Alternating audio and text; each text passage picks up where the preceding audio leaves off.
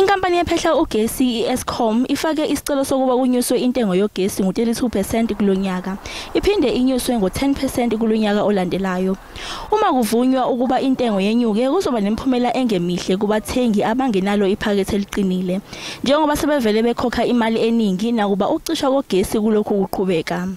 The expectation is that the tariffs would increase. That would obviously have a detrimental impact to the economy and to customers who pay electricity, pay for the electricity via tariffs. Unfortunately, this is not going to translate into them receiving more electricity. So at the moment, it's not good news. Kusenjalo izwe lisabhekene nenselelo yohlelo lokucisha konga uGesi. Unfortunately, Eskom hasn't kept up in terms of new build capacity. They haven't added enough new generation capacity to the network to supply the demand of the country.